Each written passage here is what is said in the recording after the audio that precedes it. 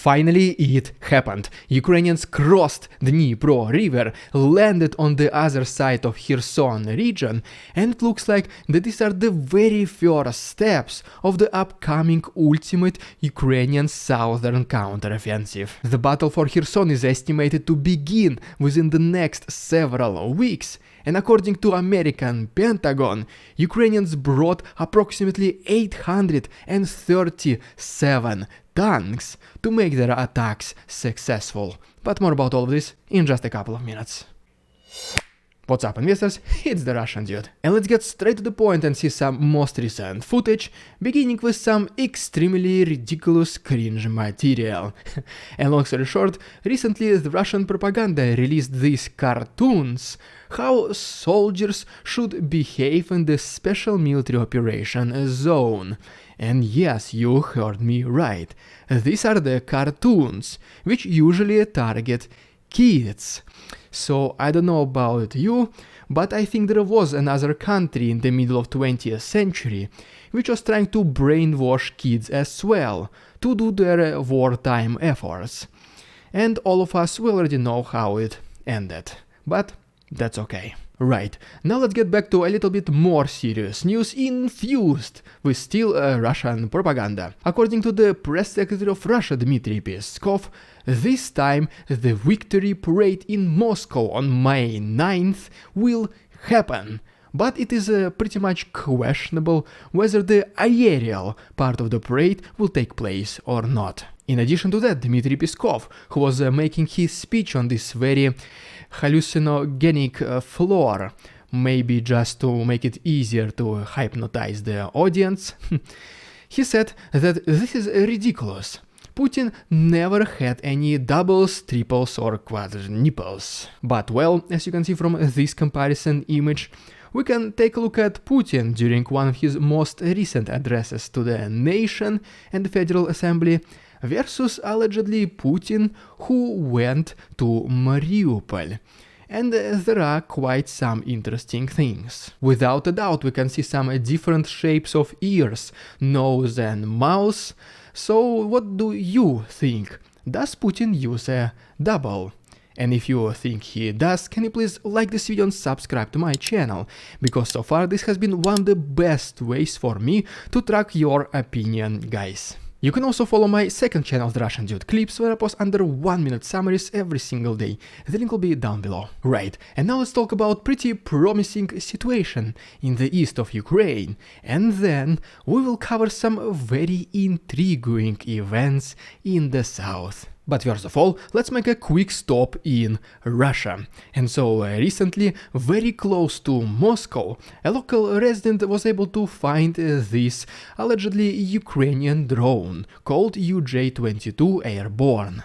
And well, the emergency and security services of Russia immediately seized this aerial object and started exploring it. And long story short, as a result of their exploration, I would call it like this, they were able to make a conclusion that yes, indeed, this is a Ukrainian drone manufactured in America. It was not carrying any munition, and then it fell by itself, which is a perfect picture for the Russian propaganda. Next we go to already familiar Belgorod, where last week a Russian plane accidentally engaged friendly fire, which resulted in a very loud clap. And long story short, as a result of some excavating activities, they were able to detect another second explosive. They were able to evacuate all the local residents, which are hundreds of them, and then they delivered this bomb in the middle of the field and detonated it.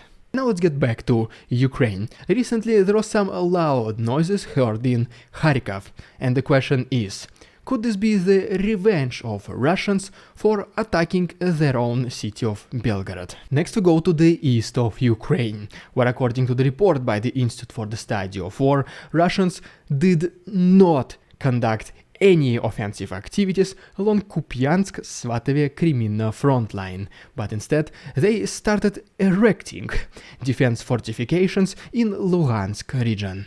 In addition to that, a couple of VDV units, which are basically Russian paratroopers, in addition to some irregular formations, which are, long story short, whoever they were able to find along the front lines.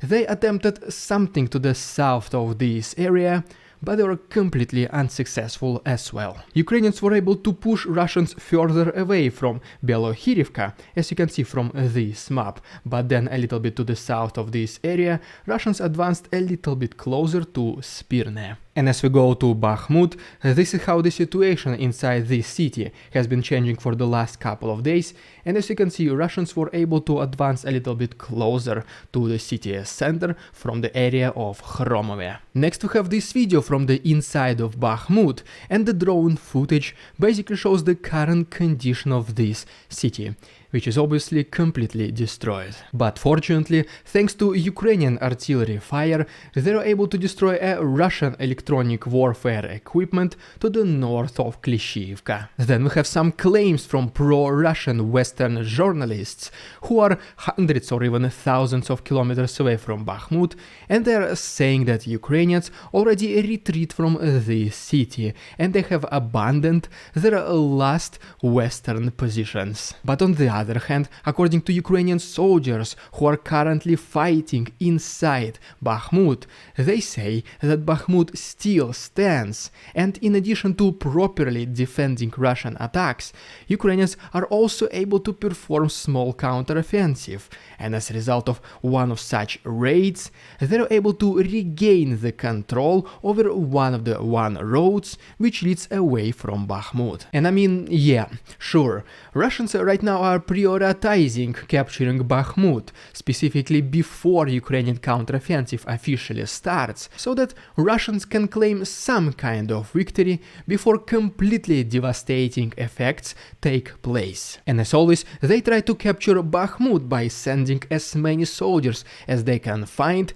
such as, for example, as previously mentioned, recently around Bakhmut some irregular formations have been spotted, and these are the soldiers basically of any ranks of anywhere they were able to approach Bakhmut with not much special training, and they are incorporated among a regular conventional Russian army, which basically brings a total chaos and disorganization to the Russian forces. According to President Zelensky, Ukrainians in no way are planning to surrender Bakhmut at this very moment, because this potentially allows Russians to open another offensive in the distant future against Kramatorsk and Slavyansk. And at the same time, Ukrainians are pretty successful at depleting the Russian forces around Bakhmut at a very fast speed, and in addition to their military equipment, such as, for example, in the last 48 hours, Ukrainians were able to destroy at least 8 tanks, 8 armored personnel carriers, and 12 artillery systems of Russians, primarily in the east of Ukraine. We even have this drone footage, which shows that Ukrainians were able to destroy one Russian military vehicle, most likely from that list I just mentioned. And this is just one of such videos I was able to find recently, and if you want to see the rest uncensored footage, as always I uploaded to my Patreon. The link is down below and there's still 1 week of free access. Just now, literally a couple more words about the situation in the east of Ukraine, and then we will talk about the south. And first of all, as you can see from this map, this is how the front line has been changing around Krasnohorivka. And ultimately, as you go even more down, we can see that Russians were able to approach Nevelske a little bit closer. And now, as promised, let's talk about some very intriguing events in the south of Ukraine, which partially led to the beginning of Ukrainian counterattack in this area, and we will talk about this as well in more details very soon. And first of all, as you can see from this video, some very loud noises, or I mean some very loud claps, like Russians started calling them recently, they happened in Sevastopol. And long story short, this was the attack by 2 Ukrainian Aqua drones. And just when the Ministry of Defense of Russia was about to announce that, as always, nothing significant happened, we received this video of actually 2 Ukrainian aqua drones approaching Sevastopol, but well, the Ministry of Defense of Russia, they still were able to find a perfectly reasonable explanation.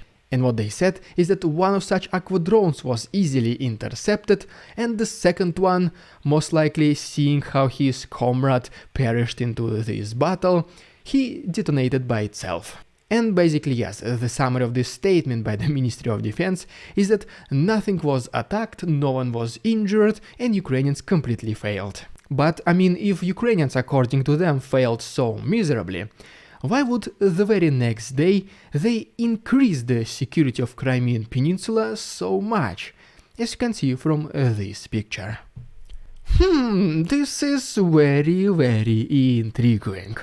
But okay, next let's go to another major city in the Zaporozhye region, Melitopol, where recently another Russian driver who was given one single job failed it as well, and as a result of his failure, the Russian air defense system overturned on the road and collapsed. And speaking about Zaporozhye, right here we have a video of a Ukrainian soldier who is sitting in one of the trenches in this region, which basically answers your question why Ukrainians are not counterattacking there yet. But without a doubt, the most significant event of the last several days is that Ukrainians were able to cross Dnipro river, land on another side of Kherson region, and recently they even started expanding and developing their southern counteroffensive even more. The very first reported crossing happened a couple of days ago, and I was already talking about this in one of my previous videos, and basically Ukrainians landed near Antonovsky Bridge to the north of Oleshki. This information came to us also from the Institute for the Study of War. Based on geographical footage from this area, the reports made by Russian propagandists and also intercepted Russian calls between soldiers. As soon as the very first batch of Ukrainian soldiers were able to successfully cross Dnipro river, they started to try and to gain the foothold, which later they became successful in doing this. And as soon as this happened, even more Ukrainian soldiers started arriving in this temporarily military camp. And one of the main reasons why Russians were not able to prevent this from happening, it is because of the bureaucracy within the army. Basically, the low-rank privates were able to see these Ukrainians. They asked to perform artillery strikes, but by the time this order reached their commandment and then was later passed into the higher commandment, the decision was made, passed along to the lower commandment and back to the original private. Ukrainians already dispersed and are no longer found in this location. In addition to that, some more reports about the alleged Ukrainian crossing of Dnipro river started coming to us somewhere from Novokakhovka region, and Ukrainians, besides trying to gain the foothold, they started being engaged in some reconnaissance activities, basically collecting the information about the Russian forces. And recently, according to Natalia Gumenyuk, Ukrainians started clearing the left bank of Dnipro river, which basically means they started fighting against Russians. And as a result of all this, for the very first time since November of last year, we can see the gray area, which basically means the contested area, appearing in the southern Kherson region.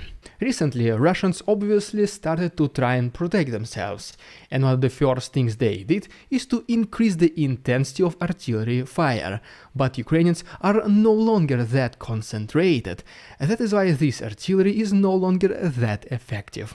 But wait, there is more. Russians, besides trying to protect this coast of Dnipro river, they also started to increase their fortifications in Arabat Spit, which is, as you can see right here, is located between Kherson region and Crimean Peninsula, estimating that Ukrainians will counterattack there as well. As you can probably imagine, crossing the river as big as Dnipro can be an extremely complicated military task, But Ukrainians already did it, which means that the next step will be to gain the foothold and be confident in this, send even more reinforcements, and then spread and develop their southern counteroffensive. And well, coming to once again the same report by the Institute for the Study of War, the Russian forces exactly in this Kherson region are one of the most disorganized. And the reason for this, it is because so many of them, starting from the end of last year, they were redeployed to the east, where majority of them were able to be eliminated, and then those remaining Russian soldiers in the south, they did not experience any combat activities for almost half a year. Everything they've been doing was just digging trenches and waiting for Ukrainian counteroffensive, which basically means they lack significant combat experience. And without a doubt, this will be one of the major factors that will help Ukrainians win in the south in the future. And just for example, according to Kirill Budanov, he is hinting us that the major battle is approaching very soon. And if we're talking about the whole war in general, and if I'm to give you the analogy with soccer, or how we call it in Europe, football, long story short, right now is the 72nd or 73rd minute. Basically means that the end of war, the conclusion is very soon. We even have videos like this, which shows us the entire convoys of Ukrainian tanks. And by the way, speaking about the tanks, according to the Ministry of Defense of America, Lloyd Austin, Ukrainians have approximately 837 tanks at their disposal to make their upcoming counteroffensive even more successful. And this upcoming Ukrainian counteroffensive is promising to be very rapid and brutal, if you remember from my previous episodes, because I mean, just think about the previous counterattacks of Ukrainians back in 2022, the ones against Kharkiv region and Kherson regions, and guess what? As a result of these huge territories were liberated in just several weeks. And most likely something similar, but way bigger, will happen in the south of Ukraine within the next month or two.